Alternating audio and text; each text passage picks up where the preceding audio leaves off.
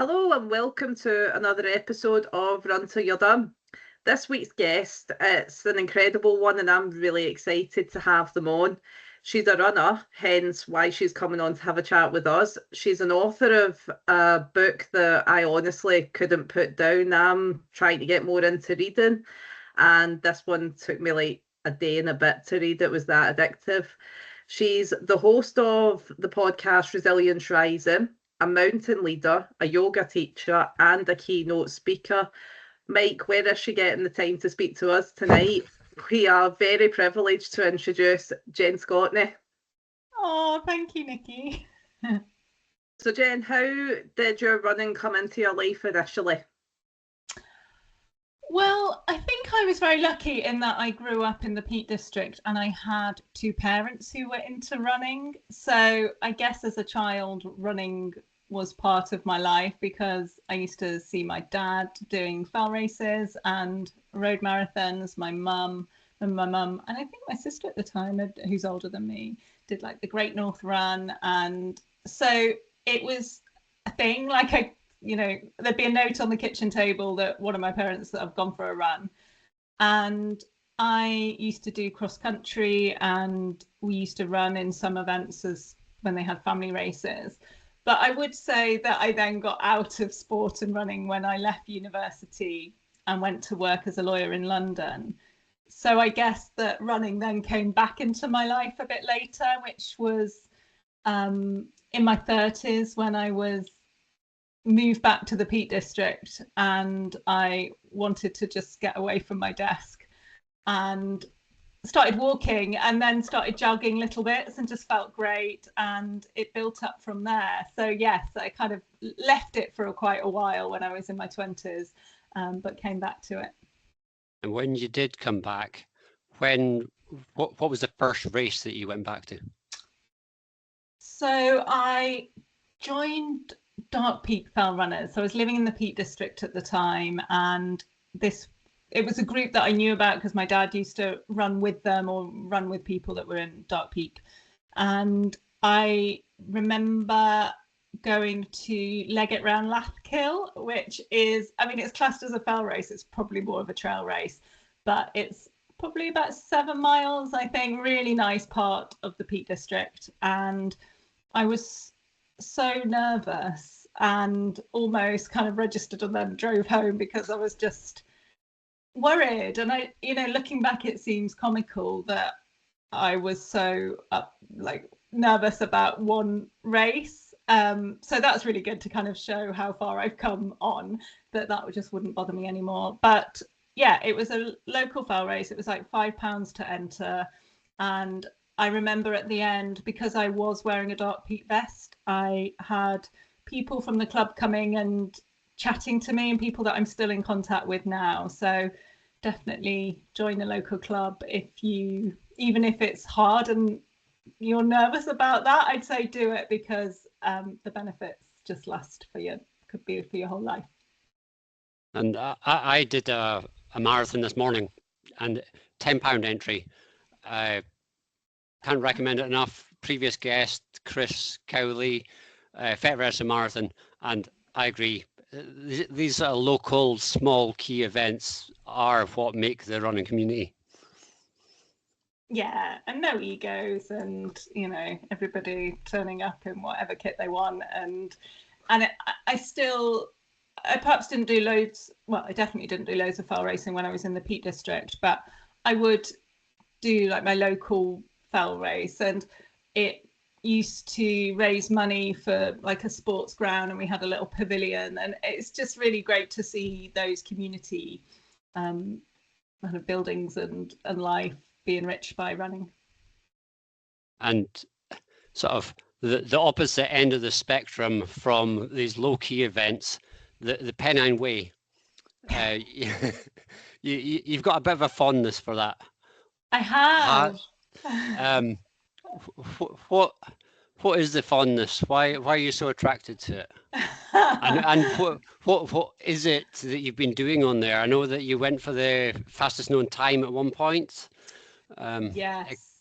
Yeah. So Nikki mentioned my book, Running Through the Dark, and that really to me is a bit of a love letter to the Pennine Way. And going back to my childhood, like I said, I grew up in the Peak District and was pretty active as a child and lucky to have parents that would take me out. So I guess my first kind of getting onto the Pennine Way would have been as a child, getting taken to Kinder and Edale and places like that. But what also attracted me was that my mum and dad had walked the Pennine Way.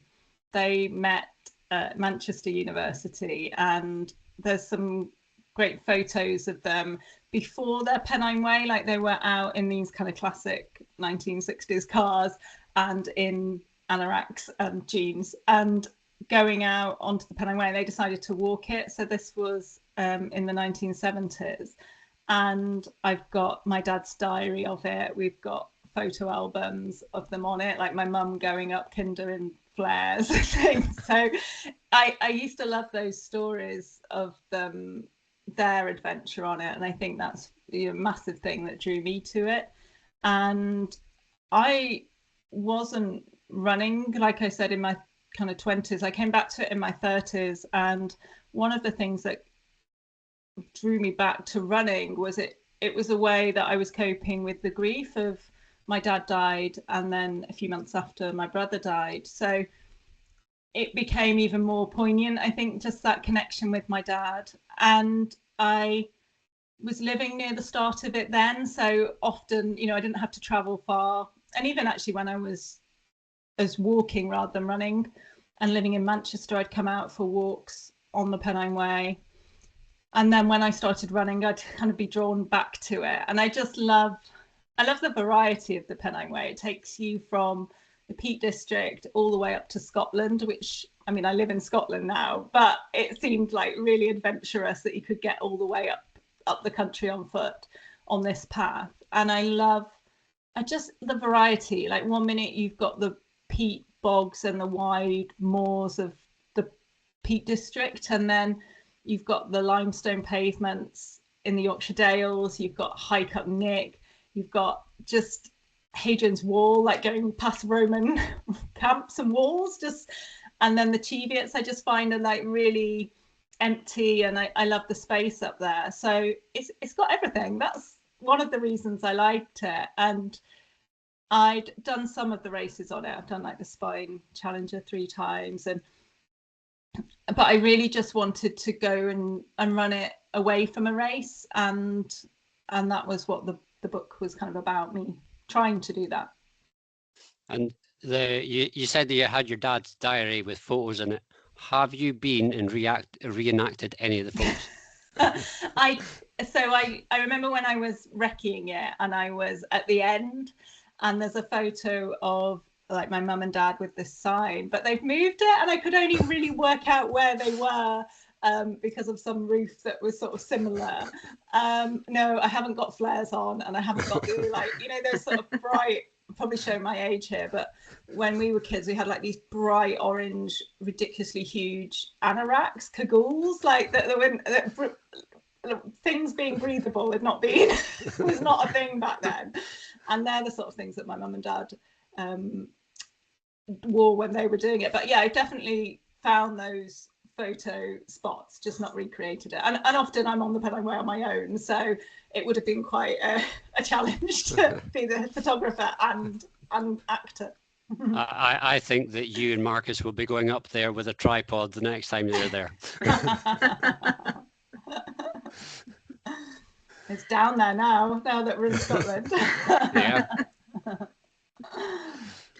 And you mentioned your book. I don't know if we've actually mentioned the title of the book so far. It's called Running Through the Dark. And as mentioned in the introduction, I thoroughly recommend it.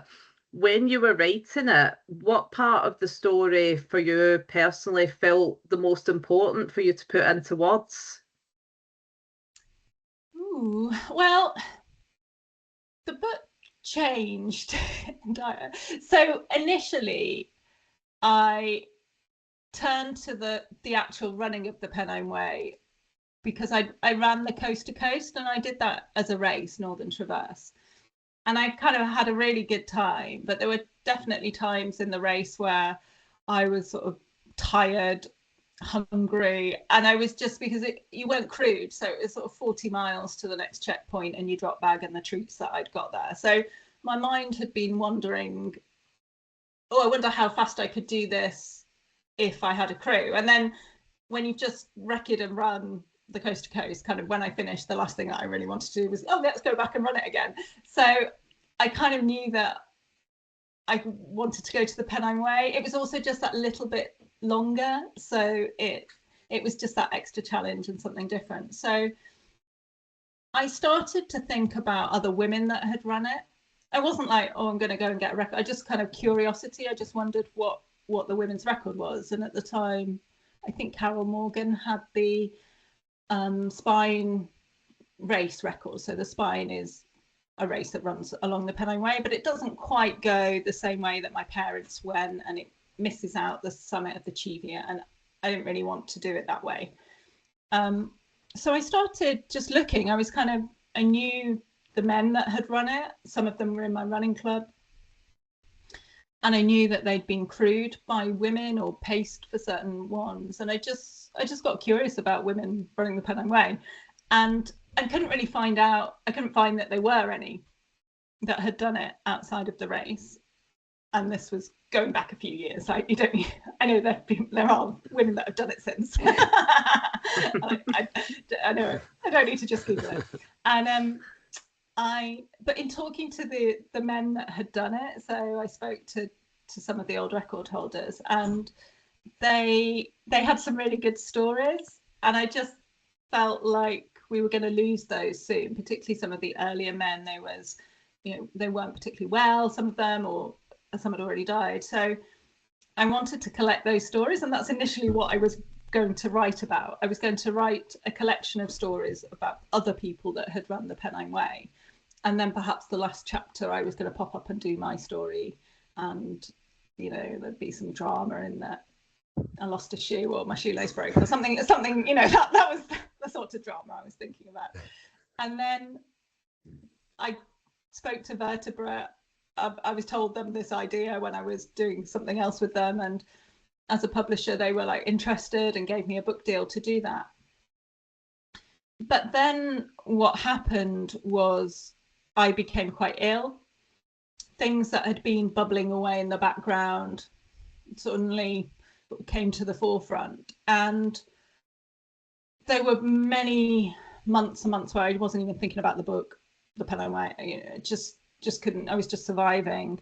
I was diagnosed with chronic fatigue syndrome, which is a bit of a sort of non-diagnosis for those that have got it, in that it's like, well, we don't know what else it is, so we'll give you this diagnosis and there's no treatment, and just go away, really.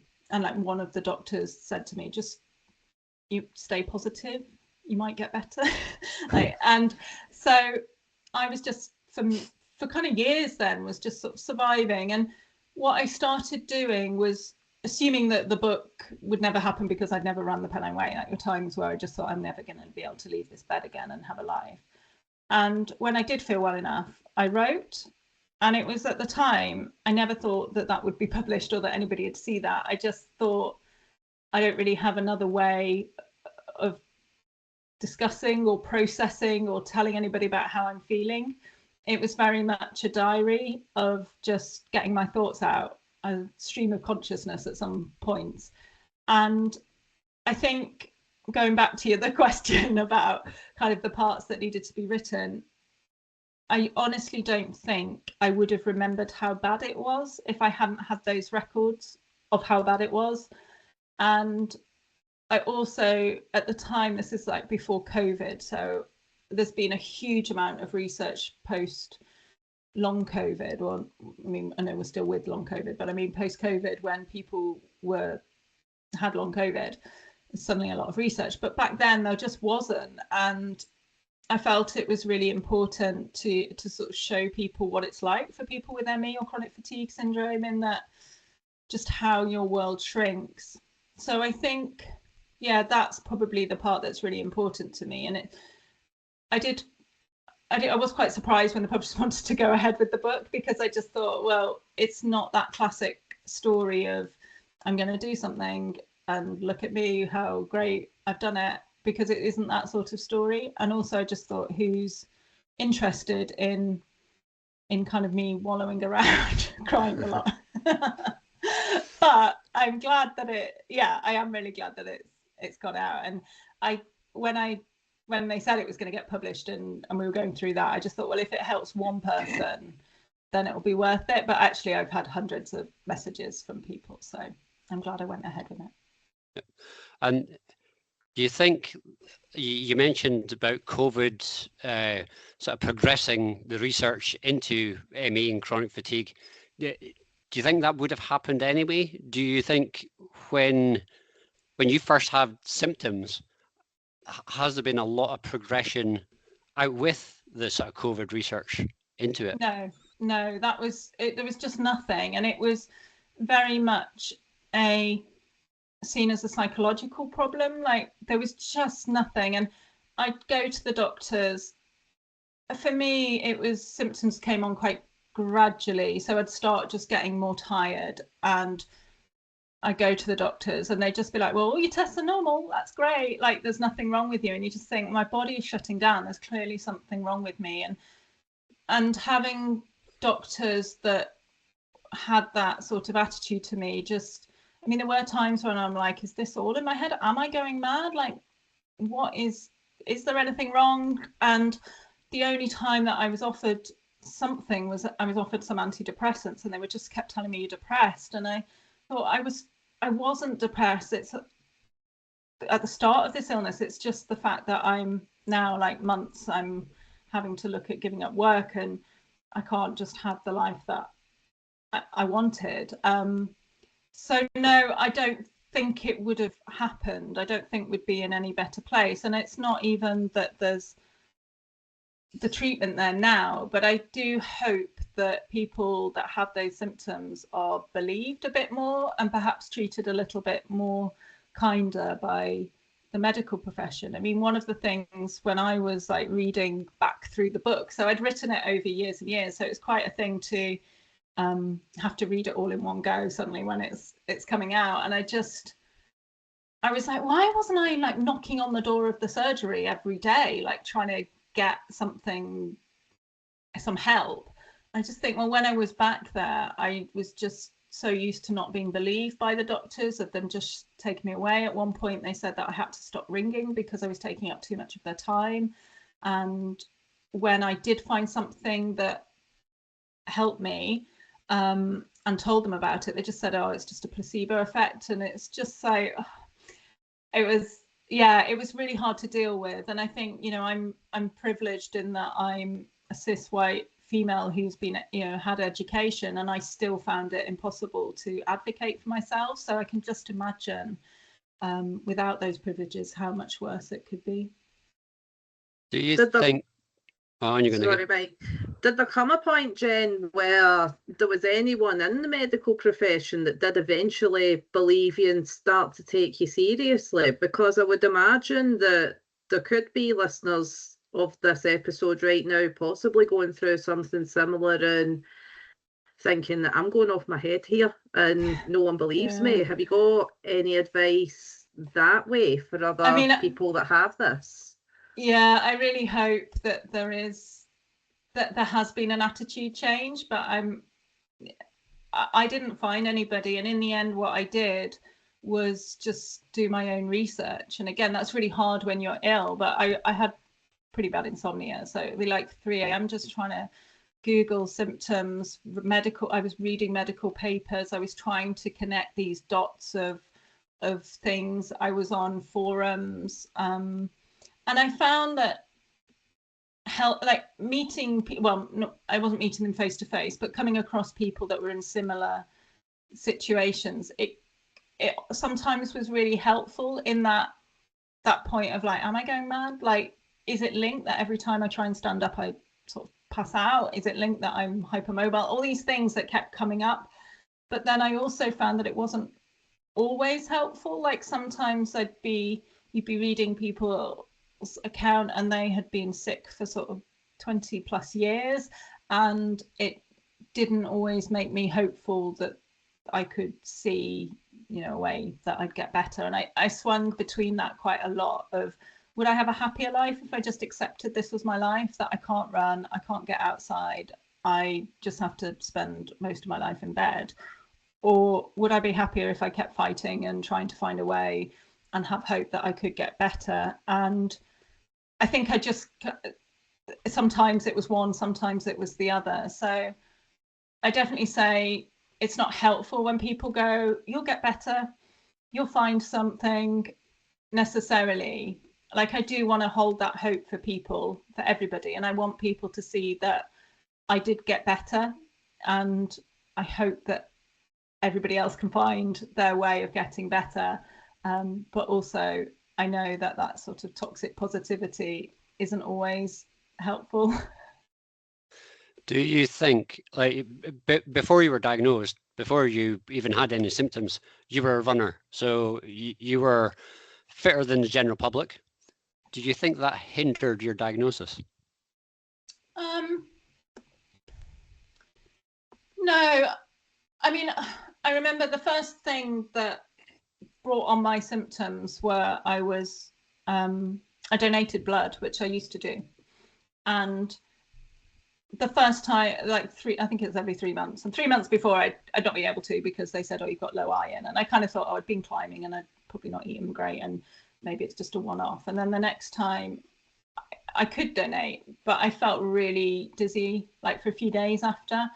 And because I always used to do the same run in the morning up Kerber Gap, along Kerber Edge, and it just felt different. And I went to the doctor and said, I think I'm anemic. And they just said, you don't look anemic. So we had the test and I was severely anemic, but what happened with me, and everybody's different, so it's not always that helpful to kind of get into what made me better. But yeah, I was given iron tablets and my iron levels improved, but my symptoms didn't really. And so over the rest of the year until August, I was just getting worse and worse and worse in terms of fatigue. And then later on, a few years later, I had other things like joint pain and things. I think, yeah, maybe it was that what I wanted, I knew I wasn't right running, but then you feel bad complaining that I can get up and go out for a run. It's just a bit harder than it should be. Maybe I wonder if it was actually kind of me that put that on myself, in that, but I can still do a lot. So should I be complaining there's always people worse? But yeah, that was the way that it started for me, and that I was able to notice that something wasn't right. Yeah, I totally sympathise with you. I had a doctor's appointment. Our nearest GP is 7 miles away, and I didn't have transport. So I said I was willing to walk there. And the response was, if you're willing to walk there, then there's nothing wrong with you. Turns out I needed heart surgery, but that's so it's I sympathise. Right, back to your book. When you were writing it, is there anything that surprised you, that things that might have not been as you thought that they were, and then when you wrote it down, it sort of changed the way you thought about it? I think I was surprised I wrote a book. I never really, I've always liked reading and writing, and I have fiction books that I'm kind of writing and want to get out, but it was always, I think that surprised me probably the most. And like when I got it back from the editor with the publisher, and they just kind of corrected the typos, and I was like texting the owner of the publishers going, they're not editing it, why aren't they taking things out, why I was thinking I would have to rewrite the whole thing. So I think that surprised me. I've already said, like, I never set out to write about myself in this way. I'm quite a private person, so it was quite scary suddenly thinking this was going to go out. And there's obviously, you still kind of can censor a bit of what goes in. So it's, while everything's in there truthful, it's like there's obviously, I tried to put what was relevant in rather than everything in my life. And I think, I just wasn't expecting to put that in. Like, I think if I'd known that this was going to get published, I would be more critical and more editing myself and worrying about it. Whereas it was just like, I felt like I needed to get this out of me. And that's how it came about. Yeah, so that's probably more the general side of it. You said there that you're a private person. I'm guessing introverted. I am as well. Nikki will claim that she is, but she's not. She'll go and talk to anybody. Do you think that the sort of publishing of the book has changed that? Are you more open with people because they're able to read what's happened to you? I think, yeah, I am very introverted. To go and lie down after this. But I think at the time, before it came out, if you'd have asked me, well, what you worried about, and I would be worried about people knowing things, how people might react, or, I didn't even tell my family I was writing this book and discuss it with them at all. So now it's come out and I've had some lovely comments and messages. I also am quite surprised that I just don't care about reviews. Like, I would probably have put that as something I'm worried about, and I just haven't looked. I mean, I've seen some of them and it's fine. I found it quite funny when actually the worst one that I saw on Amazon was somebody that I knew. Thanks for that. And I think that's probably what's changed me. It's not that I'm less introverted, but it's that you face your fears and they don't happen. And I think that is something about resilience and just making yourself a bit stronger and being a bit more brave the next time. And so I would say that that's really helped, and I would encourage people, if I meet quite a lot of people that have books in them and want to do things, and just go for it. And something that I found, like doing the podcast, you're a podcast host yourself, doing races, you've done many races, a lot of things that I would in the past find difficult. You go, well, I did UTMB. Why can't I do this? Why can't I stand up in a room in front of 10 people when I can go and run 106 miles around the Alps? Is that resilience? Yeah, I mean, so this is supposed to be the last question that you haven't seen yet, but right, I didn't read the ones that I was supposed to have seen.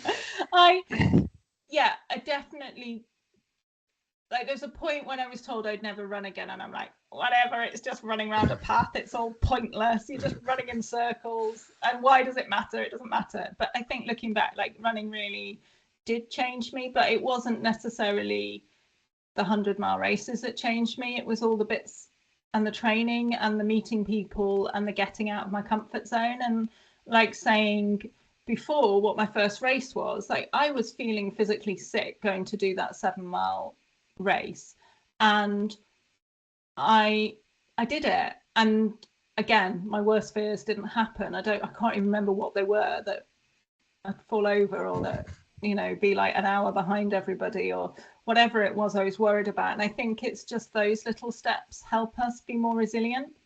I think running can be really good at sort of, things go wrong, things hurt, and you get on with it. I think that's been good. I find that I get a lot of resilience from being self-sufficient, being out, making those decisions, looking after me, and I don't have to run for that. Like, I do quite a lot of camping and just sort of fast packing, I guess you'd call it. We're going really light with my kit, but covering a few days. And yeah, I think when I just wasn't feeling resilient at the end of the book, I was sobbing a lot, feeling really sorry for myself that life hadn't worked out in this wonderful way that I planned it. And I had these plans, and how couldn't those happen? And I wasn't feeling resilient. So I thought, I kind of annoyed myself and thought, I need to I want to be more resilient. How do I do that? So I thought, I'm just going to speak to people that know more about resilience than me. And the best way to chat to people that you want to, especially if you're an introvert like me, is get them on a podcast. So I had to set up a podcast. And again, if you would have asked me what I was scared about listening back and hearing my voice. Well, after the first edit, I wasn't bothered about that. I was scared of people saying no. Well, some people didn't have time to chat to me or didn't want to, so that's fine. You know, anything that I was worried about, none of it happened.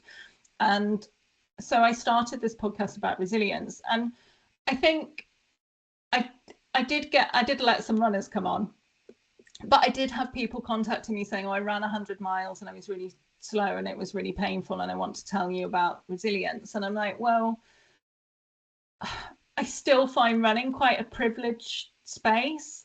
And if you've got the time and money and want the choice to put yourself through 100 miles, then I'm sure you can learn lots from it, but it's not really the podcast resilience that I was talking about. I like to speak to people who hadn't chosen what had happened or what they'd been through and could then reflect on how they got over it, because like running those races was some of my really fun memories. Like, and if it had gone wrong, well, like my pride might have been a bit damaged, but nothing was really, there was no consequences really. It was just a bit of fun.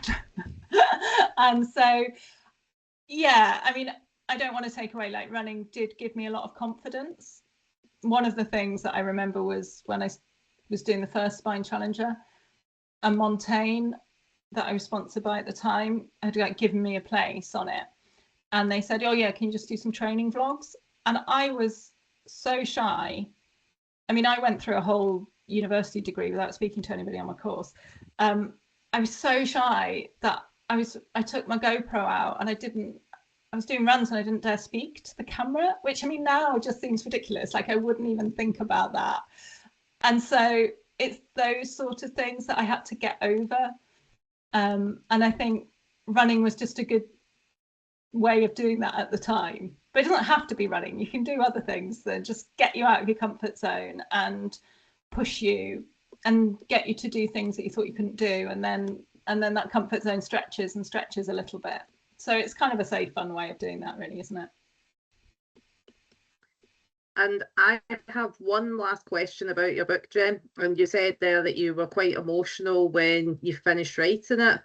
It holds so much honesty about endurance beyond the running. What do you hope that your readers will carry with them once they've read it? That's a good question. I mean, I think there's part of a book where you can't control what happens to it when you put it out there. So I like the way that you phrased it, what do you hope? Because I've got absolutely no control about what people think or how they take it. I think, you know, one of the things that at that time of the book was sort of my world narrowed and it became all about running. I think like things weren't great in my relationship at home. My family members that I mentioned had just died, and my job, I was working as a human rights lawyer, was really stressful, and it was quite bleak in terms of legal aid was always getting cut and we were always having to try and do more, and I was dealing with some really difficult kind of children in prison cases, and suddenly running it was great. Like it got me new friends, got me to new places, it gave me time outside. It was really positive, but at some point it narrowed and became like such a big thing in my life.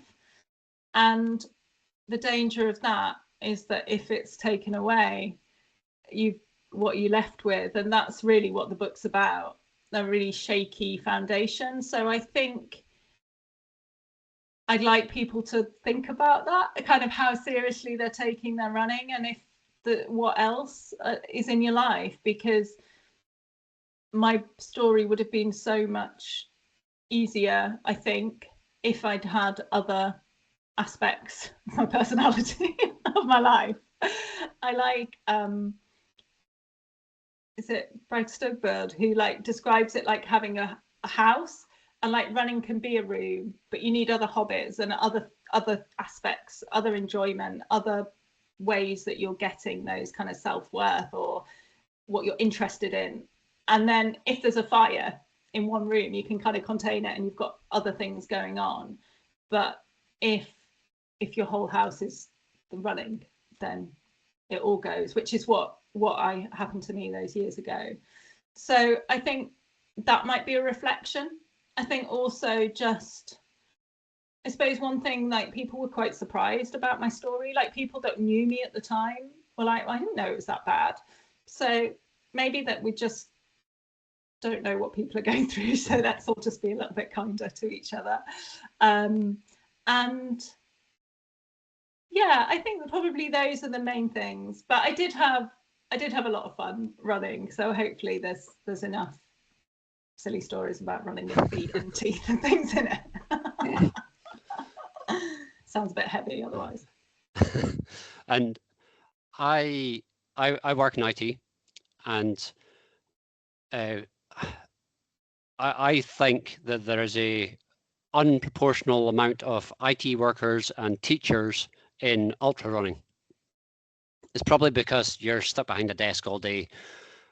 Do you find that there's a lot of lawyers, particularly human rights lawyers? Do you know any other lawyers that run? Yes, yeah, I do. Yeah, I think, and we're so generalizing, aren't we?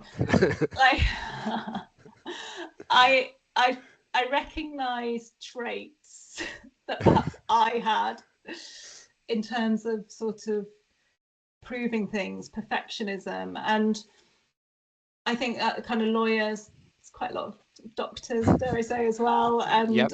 Vets and things in running. And I'm not saying that everybody's like this, and I'm not, but also I think I was a coach for 3.5 years, so I had that perspective of the people. But then again, there's probably a bias in that people that are similar to me are drawn to me for coaching. So it's not a detailed research thing, but I used to see, particularly in women, that there was a real link with like performance and how well I had to do to prove something, and it was all going to be a disaster if I didn't set these ridiculously high standards. And I think looking back, I just wish I'd enjoyed some of it a bit more and just relaxed, because now I don't have any of that. I can't, because I can't perform, and I'm not going to go and win anything.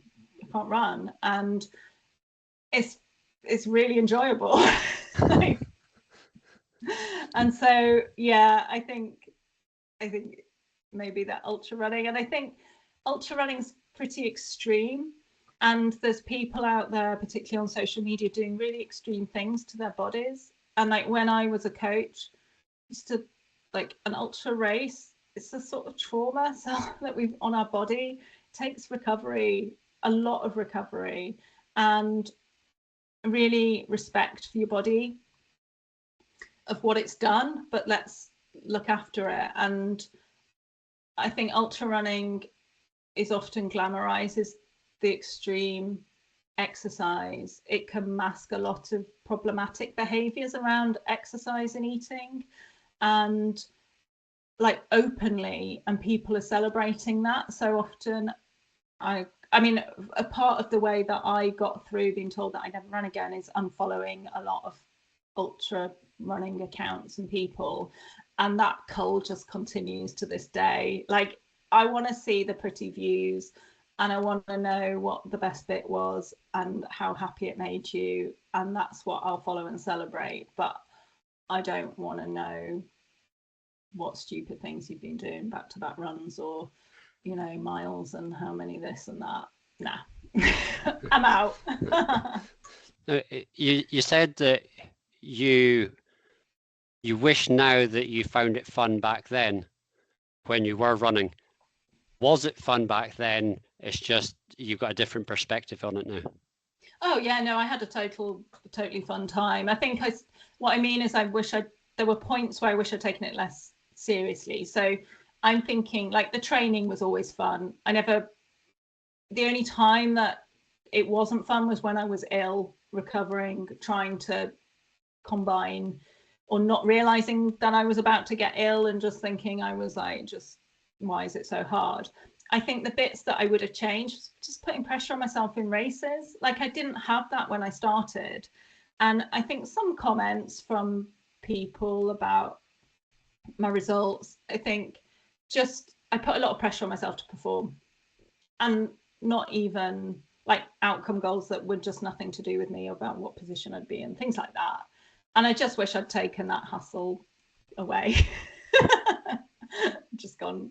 But I had such a good time, and still have a lovely time going out into muddy hills and mountains, and so yeah. And I think as a coach as well, that would always be, sometimes that was the question that needed to be asked, like, well, why did you start running, and why are you doing this? What's the fun bit? And just getting back to that and getting away from all the stats and the data and graphs and things like that. And you mentioned about glamorizing food and what people, how do you fuel for your running now, your adventures, your mountain leading? What do you eat on a normal diet and during your run? Yeah, so I've been vegan for 10 years now, which really suits me. I really like and I think I follow a cycle of, like, I'll really love something and then probably just overdo it a bit and then have to find something else. So I go in cycles around.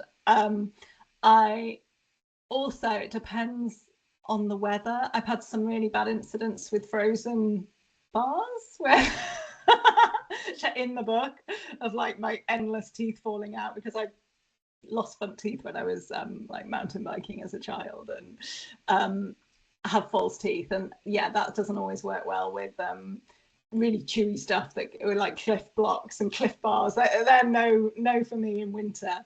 But flapjacks, cheap Aldi flapjacks, that's not going to get me a sponsorship deal, is it? But they're like too soft in really hot weather, but great in winter. I really like Boom bars, and so far haven't overdone those and got sick of those, so I rotate those flavors. But if you go a bit slower, you can stop, get your stove out, cook real meals.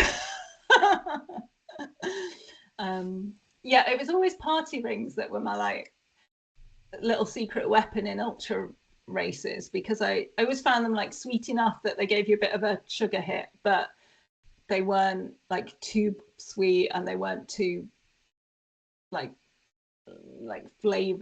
strong flavor when you're 90 miles into a race or something like that. Yeah, variety, but try not to get bored of, like, having too much of one thing. Yeah, I've done a race, I think it was the C2C, 140 miles across England, and you've done the mountainous version, I think, the Northern Traverse. This was the road version, and I remember almost every checkpoint I had what we were calling Aldi bar, Aldi bar, Aldi bar, and yeah, I can never eat one of them again. I'd been training for Coast to Coast, the Northern Traverse, and at the time, I think it was a Trek, you know, those flapjacks, and they used to do this banana one, and I just loved it. Absolutely great. And I'd gone heavy on them in the race and in my drop bags.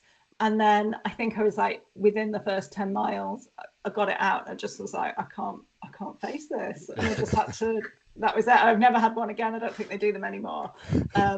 So yeah, I always, whenever I was coaching and we were going through food, and if somebody had, like, sent me a photo of what they were taking, it was all the same brand, I'm like, yeah, maybe let's can we get a bit of variety in training? So the last guest that we had on, Jen, as you'll know, was your lovely husband Marcus, and we've got you on this week. But we want to know about how the real star of the Scotney household is Sherlock the Beagle. How has he shaped the way you get outside and connect with the world now? Oh, he's not here, unfortunately, in this room. He's obviously snoozing on the sofa, and he's 14 years old. And I've always wanted a dog, love beagles, love Sherlock Holmes, so it kind of came together. And at the time, Sherlock was to get me away from my desk. I was, like, working 80-hour weeks as a lawyer, and just didn't have that reason to take the breaks and get out. So I thought, oh, a dog's going to force me to do that. And this was before I started running and going back to running. And so that's why I got him, and it worked. Like it meant that I got out twice a day. But I think what Sherlock's actually taught me is just being happy doing nothing and just sitting down and sitting on the sofa and not being so active. Like, yeah, when he was a puppy, he was really active, but now, I mean, like, if it's raining, he doesn't want to go out for a walk. He's quite happy to skip walks all the time.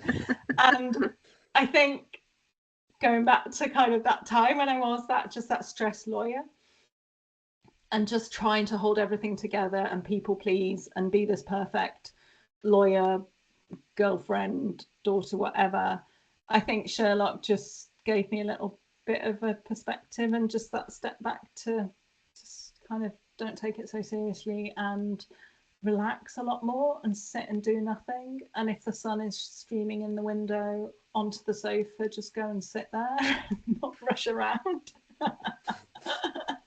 So yeah, he's my spiritual guru. And for guests that don't know, beagles are hounds. They like to smell things. So if they smell something on the trail, they will go that way. How was he or is he for a running dog? I got him, well, obviously I wasn't running at the time, and then I started running and we did run together, and beagles are not great, I'd say. Like, they don't have the gene where they want to please a human because they're bred to go off in packs working away from humans. So they don't want to please you. It's not, unless you've got food, it's not in their interest. Also, like you say, they just follow scents. So unless you've got something running in a nice straight line down a path, they're just zigzagging, stopping. And I did run with him for a few years, and then I was due to do the Spine Challenge of the year before I did do it, and I tore my meniscus, and I went to a physio like, well, why has this happened? And he watched me run and he's like, why are you dipping your shoulder on that side? I was like, oh, because that's normally the side with the lead. And I'm kind of, so that's when we stopped running together. And I think, to be honest, he preferred that as well. So I am jealous of people with the lovely collies to heel running all over the place, loving it. Beagles, my beagle wasn't really like that. The best run that I had, so I was in the Lake District with him, and Marcus, we both decided that we were going to do the Fairfield Horseshoe, but not together. So Marcus was like, well, I'm going to go off, do it, and then I'll, he's have time for a shower and all sorts by the time I got back. So he set off and did it, and then I set off with my friend Mark and Sherlock. But Sherlock was following Marcus's scent, and that's like super fast. We were super focused. That's like, Sherlock just saw this as like a game. I'm chasing Marcus down. So yeah, that was a really good run, but it was one of many that weren't. I just hope Marcus went the right way then. I could like literally see every line that he went because Sherlock was nose to the ground. You know that he got in the bus and missed out 10-mile section. Yeah, I can confirm he did actually do it. It wasn't a race, by the way. That was just a run. And you said that was one of the best runs that you've done. What about achievements? Not necessarily a run, just what are you most proud of? I'm still here, still smiling, I think. If you read the book. Yeah, I mean, that was the best one with Sherlock. I'm just, putting in some parameters there. I think it's probably that getting out of my comfort zone so many times. I think that's what I'm most proud of. And now looking back, I am a different person to that person that turned up not wanting to speak to anybody and not wanting to be seen. And so I'm really proud of putting myself in uncomfortable situations so many times and having a good time. It's good to say you've run across the country, isn't it? Quite like that one. That was a good Strava map. But yeah, I mean, I think the longer I move away from those races, like, no matter how good the result, it fades. Like your brain just gets used to that and it's on to the next thing. And I think if you live by those achievements, and you're never going to be satisfied, because it'll always just, your brain is like, okay, that fades, on to the next, on to the next. And so my happiest memories are not really those finish lines, it's just all the laughs that I've had with friends as we've been going around the countryside, just all the amazing views, and yeah, some really good memories. And I don't know if this is going to be a similar answer for the next question, which is, why do you run? I mean, I can't run at that level or how I used to. So at the moment, I mean, I still got all my running gear and I still wear it, but most of the time it's much more of a walk post knee surgeries. So I think the book's been out long enough. It's probably not a spoiler to say that I had 2 knee replacements.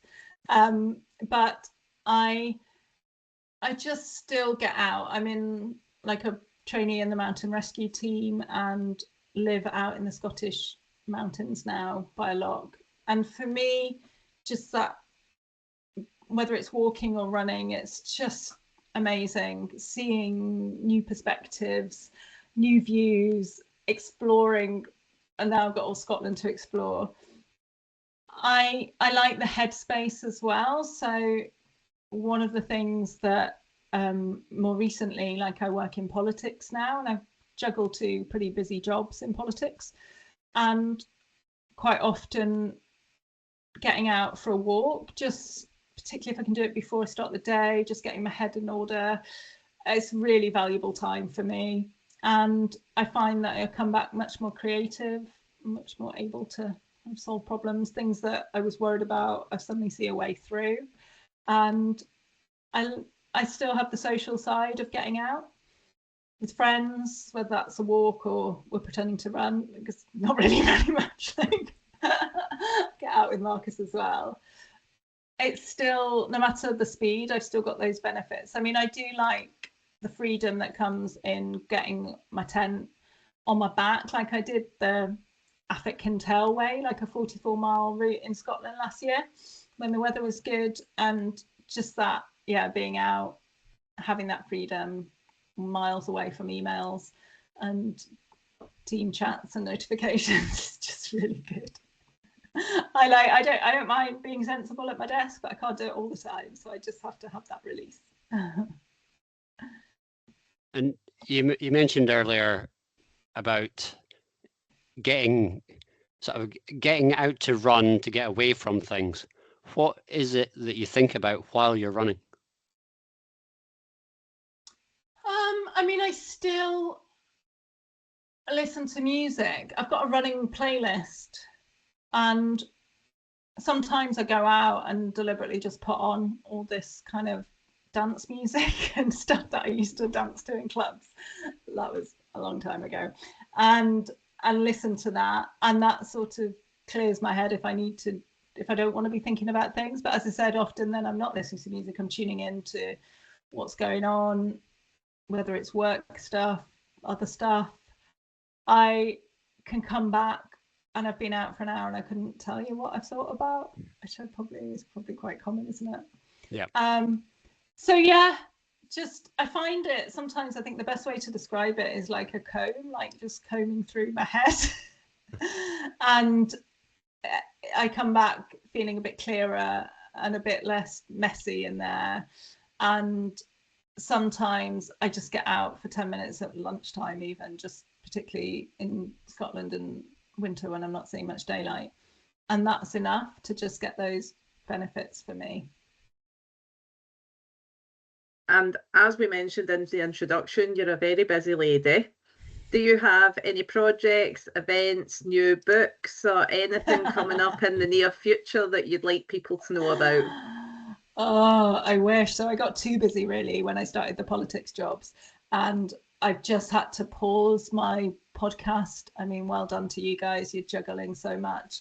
I just felt like I wasn't giving the guests the attention that I wanted. So quite often, well, like you, Nikki, I don't read books and do the research, and then after I really want to share the bits that meant something, and I just found that I just couldn't juggle that. So podcast has been paused for a bit, and like I used to teach yoga, I cover classes, and also run my own retreats, and everything's been put on pause while we, you know, fight the far right.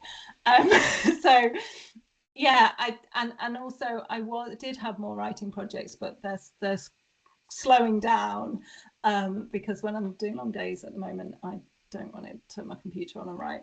So no, I'm really happy that I still have some talks lined up. So I'm going to be at like the Keswick Mountain Festival, and I think that'd be really nice, because when I first started doing, well, after the book, either if I was going to book talks that were more sort of running based things, I'd actually find it quite sad that I didn't really feel part of the running community anymore, and it's just quite bitter and jealous about everybody else that could run.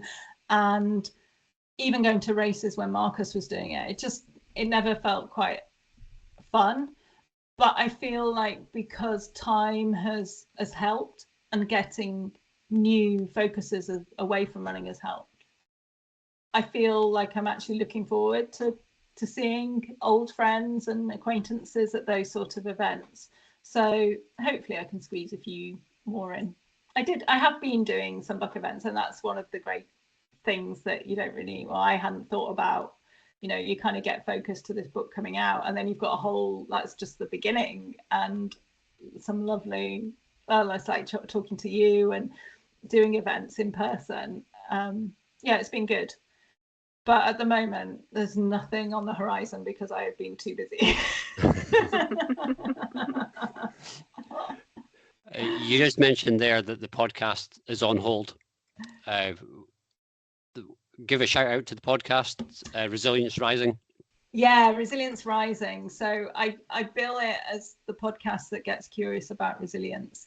And that's really what I wanted to do. Like I was saying earlier, I kind of wanted to, I mean, spoiler is I was out there going like, how do I be resilient? And actually what the podcast has really shown me is that we're all resilient. I was resilient. And part of the messy bit that I didn't like, which was the sobbing, that's part of resilience. You can't, you know, that's it. But I do feel like speaking to all these people has really helped me perhaps move through that a bit quicker, get out of that, for me, what was the wallowing pity party. And it's been amazing just getting to speak to people. So yeah, Resilience Rising and all the episodes are out there, and I do hope it is a pause, because I'm still getting some guests that I really love to speak to. So perhaps I can resurrect it when I get a bit more balance back in my life. And I there are runners and sports people on there. It's quite emotional talking to Beth Pascal when she was out injured, and learning how she kind of was dealing with that. I think John Kelly is probably the only person that I'd let on and just like allowed to talk about running, but he's got a really good perspective of like just a dude running around a forest or something. So, but also I speak to like people somebody's got a PhD in resilience, and a lot of other people that have studied resilience, written books about resilience. And then there's also there's a woman whose husband was murdered and somebody whose child died, and it's like, how do we start to pull together how we've got through these really dark, tough moments, life-changing moments. And there was so many great conversations, and you talk about projects. I mean, I did start trying to pull that together to be a book about resilience. I didn't get super far, but at one point I just thought, you know, I want to move past that really dark period in my time of not being able to run, of my life sort of collapsing. And I didn't find it was that helpful to be talking about resilience, writing about resilience. Like, I just wanted some lighter things in my life, which is when I stepped away from that particular project. And I do, like, it's still there. Like, I do feel like I will go back to it at some point.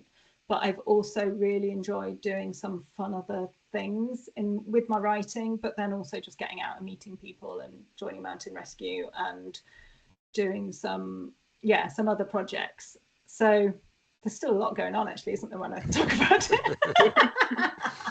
And you said it was on pause. From a personal perspective, I hope it is a pause, because I've started listening to it and I think I'm 8 episodes in the last 2 days. So you're giving me a chance to catch up. But oh, well done. the episodes that I have listened to, the question that you keep asking people, and I'm going to ask you, what do you think resilience is? Oh my God, Mike, that one. I always felt really bad asking that. So sometimes it was the opening. Like in the early days, I kind of imagined it like I would ask everybody that as the opener and see where we went. But I did feel bad because I just thought, I wouldn't know if anybody asked me. But I think when I set off talking about resilience, and I thought there was this kind of magic key that if I just followed all these steps, I would never feel sad, and I would never feel like I'm just that snotty mess on the sofa, and bad things wouldn't happen to me. Like I'd just have this armor where I could just glide along. And then I soon realized that isn't resilience. And I think also a type of resilience that I thought was like quite stoic, that's not resilience either. Like you've got to be vulnerable and messy. I honestly, like, the more I got into it, the more I was like, oh my God, there's so much to it. And then, but what I kept coming back to is resilience is just going forward. And sometimes going forward is sitting on the sofa resting or sitting on the sofa crying. It's still going forward. It's still got a purpose. And so, yeah, I think in the end, that's just, I think one of the guests, I don't know, possibly was it, I don't know, I don't want to say, like, this is why I need to go back, because there was so much in there. It just said about like taking the next step. And I like that as well. I think at one point I was looking for this very complicated way of resilience and everything in it. And there was some like guests would just talk for like an hour and a half. And I didn't even feel like we'd scratch the surface. And I'd be like, oh my God, this is so difficult. But it's just doing the next thing. It's just taking the next step. And that can look like so many big things, or it can look like little things, like I say, just sitting there or picking up the phone or just getting up or just going to bed, whatever it is. It's just, and I think in my own life, like I really do see how even those really dark days that I write about in the book, they're temporary. Nothing lasts forever. And I think that's also given me much more appreciation of the good times as well. Like I remember a few months ago, or like last year, I wasn't working as many hours as I was now, and I was just walking across the loch at sunrise, having a swim, sat with my coffee, and everything seemed just really, really peaceful, really easy. Nothing was challenging me, and I was just like, well, enjoy it, because this isn't going to last either. Sure enough. So yeah, that's a really tough one. And as I say, like I do want to still pull everything together, and really I haven't gone back to that piece of writing, but I started doing these sort of 10 pillars of resilience, and that's the way that I was looking at it, and how trying to pull together from all those different things that had happened to people or that people had studied, what were the key themes that kept coming up. But yeah, for me, resilience, I like to keep it simple and just have it just going forward. And you might need resilience for this next question. Before you ask that, Mike, before you ask our signature question, can I just say, Jen, I thought that was a really, really brilliant answer, because unlike Mike, I've not ran a marathon at all this weekend. In fact, this weekend I've not ran. So it's actually quite nice to hear from someone like yourself and fellow runners and people in the community, you know what, it is okay to sit on the couch. And I'm not saying it's okay to miss runs all the time. I've not ran at all this weekend, I'll admit. Okay. Sorry, Nick. But sometimes you just need it just to stick your hoodie on and binge watch House or Stranger Things. So Thank you for that answer. I know. And the problem with social media is that nobody posts about that because it looks really dull, doesn't it? So you just get Mike in his marathon and we'll all know how long it took him or how long it didn't take him, and post all that and he'll get all the likes. And I think you can just feel like I'm being left behind. That's how I felt a lot when I was sat out. And actually when COVID came, so I had chronic fatigue and was ill going into COVID. And I know that for so many people, COVID was such a difficult, stressful time. But actually, from my personal perspective, COVID was an easier time for me. I mean, I was really lucky in that I could work from home and wasn't ill, but it felt like the world was kind of catching up with people that were chronically ill, because I hadn't been able to race for a long time. I hadn't been able to plan social things because I couldn't go out. I just spent a lot of time in bed, and I was just scraping what energy I could to get to work and back, and then collapsing in bed, and that would be my life. So actually COVID came and everybody was forced to do that, and suddenly things that I couldn't do online, I could do online. And so yeah, I think just don't get caught up in social media and everybody off running and telling you how about their wonderful runs. Like, it's not always healthy anyway. And have those other aspects of your life, so that if running's taken away, like at the time I'd stopped being a lawyer, I was a running coach, so running was my job. I had like sponsorship with brands, and some of them have stayed with me. I mean, they've been amazing, but I had to let a lot of those go. And that was, and then I had I planned, like, my holidays were running, my friends were all runners. Everything was so narrow that it felt a disaster to, like, not being able to run and saying, what else did I do? And if you'd have asked me, well, you do have like a really balanced life, I'd go, yeah, of course I did, but I didn't. Like, it's so much. And then that's not even going into kind of my self-worth and who am I if I can't run? Well, I'm still me. Like, it's only a little thing. So yeah, go off, miss runs, go do other stuff. Go and have fun. Yeah. And if it starts getting too serious, like, just think back. I don't meet people when I was coaching that started running because they wanted to win a trophy or get third place.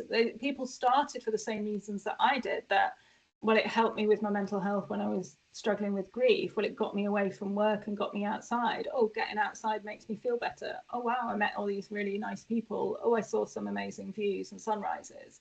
And that's why I enjoyed running. And somewhere along the line, it got a bit lost in, oh God, I've got to go and do this time and race, and I've got to win or else I'll let people down. And it's like, I remember just thinking, when I was like stressing at the start of a race because one of the spine challenges, because the weather was awful and we were running into a storm, and I was like, I'm not going to beat last year's time. Why am I doing this? Like, and then you just thought, oh, I can't pull out. And I didn't pull out, but it's like, well, actually, anybody who loved me would have still been absolutely fine with that. Like, it doesn't matter. If you want to walk away from a race, do it. Like, have fun. Yeah, enjoy your time on the sofa, Nikki. As Nikki said, our signature question, you might need resilience. It might help with your mental health. If you were in perfect health, who would you like to go for a run with, alive or not, fictional or real? Oh gosh, I should have thought about this one, shouldn't I? I'm sure you sent me this one and warned me about this one, and I was like, and Marcus won't get offended if you don't say him. He does not chat on runs. I'm not going with him. Might as well go on my own.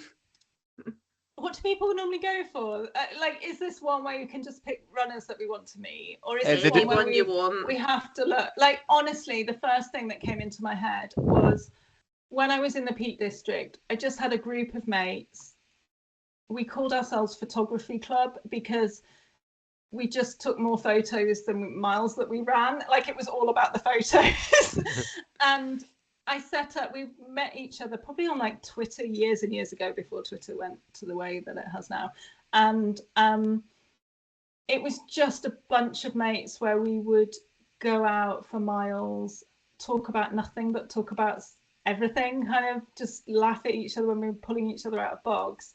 And yeah, they'll probably give me a bit of stick for saying, but Zaf, Simon, Martin, photography club, like there's some really happy memories of going out. And I think like I grew up playing football, and there wasn't like girls football at the time, so I'm used to just going out with blokes, and they did tend to be blokes that I was running with. And I think I feel fine, like I've got brothers, and I always felt I really like those groups where you could just laugh at each other and nobody was taking it seriously, nobody cared what time we did or what the average pace was. And I missed that more than anything else, is just having them around and just being like, it was a bit like kids, I don't know, to do that, like get on your bike and go around at each other's house. And that's what running felt like with them, or with going out with friends. It's just a really nice way to pass the time. So if I could run with anyone dead or alive, I'd just say my old running mates. That's a cool answer. Is that all right? Should I have gone like intellectually? No, many people answer the question whatever way they want. It does not have to be a runner. It could be somebody who you would want to go for a run with. I think it's like when you say, oh, who's your dinner party, like dream dinner party guest, and everybody goes quite like, oh, it's a bit like stroking the ego, and how amazing and interesting do I look by picking these selection of people. I'd be like, I don't want to go for a meal with all those strangers. Let's get my mates round. Yeah. I could pick some human rights lawyers. unless Mike has any other questions, we've got one last question, and this can be quite a deep one. So for anyone listening who's in a season of chronic fatigue, uncertainty, or feeling like they've lost the version of themselves that they used to rely on, what mindset has helped you keep moving through the dark, and what would you want them to know as they navigate their own path? Oh, yeah. I think we've kind of covered some of it, haven't we, talking about when I was in that place. I think there's so much noise when I was in that place. So there was people with that toxic positivity of, well, you'll get better, or go to the doctor, you'll get better.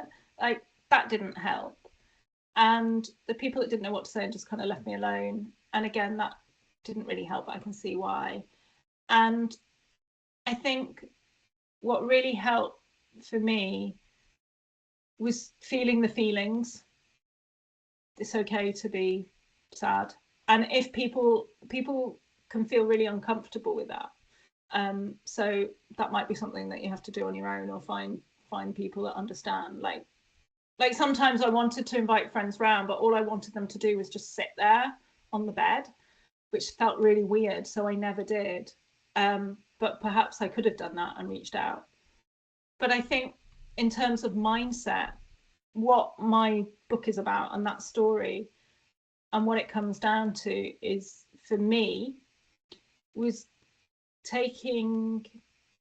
giving up some of the control about what I thought my life was going to be like.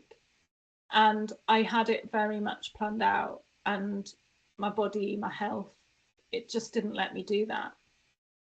And that's where a lot of the grief was, that gap between what I thought I should have and what actually was happening. And now I don't have that need to control the future. And it's been amazing, because things have happened beyond kind of my wildest dreams. Like even when I moved to Scotland, which wasn't that long ago, like less than 2 years, I was sort of, okay, well, what do? I don't want to do running coaching anymore, because I don't want to talk about running all the time, because that's really not making me better. So I'd sort of, well, what can I do? And I'm going to do this and I'm going to do that. But actually, once I just left myself open to thinking, I'll just see what happens, I'll just kind of follow what I like, I've ended up with a career I could never have imagined of in politics, even though, like, little me, that was what I said I was going to go into when I was at school. So I think, and then also just the way that I can enjoy being outside, being in the mountains. It doesn't look like what I imagined, but if once I gave that up, I just enjoy it. It just is what it is. And so I think long term, that's the mindset that's helped me, that I don't need to control, that I can just be open to what's happening and being a bit more fluid rather than being rigid. But I think if for somebody that's feeling really lost and feeling really dark, whether it's through illness or other things, it's not going to be helpful for me going, well, just give up your plans or surrender to the universe. Like, that's not helpful. I think you've really got to acknowledge what you're feeling and not trying to push that away, because it is hard and it's tough, and it's some of the toughest things that I've gone through, but it's also led to some of the most interesting, rich things as well. So I wouldn't take it away. Like, maybe I could have got there a bit quicker. Maybe, but you know, you just have to accept that that's the story and that's what happened. So I guess, yeah, that would probably be my answer. But it's hard. Like, everybody's so different, and like, I'm always really careful when people say, well, what, I've got my health back, I don't have fatigue now, I am in great health, and people are like, well, what worked for you? And it's like, well, what works for me doesn't necessarily work for everybody at all. So I'm very careful not to say this is what you need to do, this is what's going to help you, because we're all so different. But I can just say this is what's helped me, and I hope that somebody either finds some comfort that there's somebody that's got through it, or that it gives them some hope that at some point their path will go that way too. And you said there about getting to your destination quicker, getting through everything a bit quicker, but it's about the journey. It's not about the time that you do it in. And yeah, I can't stress enough, Mike, there was a lot of crying on the sofa. I know, and like, what is the destination? There's only one destination that we're all guaranteed of, isn't it? Yeah, well, it's you want that to be as far away as possible. It's all the journey, and I think, like, yeah, I can say that I'm not in the dark place that I was at the end of the book, but also I'm not at the final destination. I'm just kind of enjoying it and seeing what happens. And I'm sure if, you know, we had this conversation in 5 years' time, there'd be completely different answers. I'd have found something else, or have got on with those projects, or have done something else. You know, like, it's, life just keeps moving, and that's what makes it so interesting. We should do that, Mike, in 5 years. Go through all your guests. We'll book you in 5 years and ask the same question.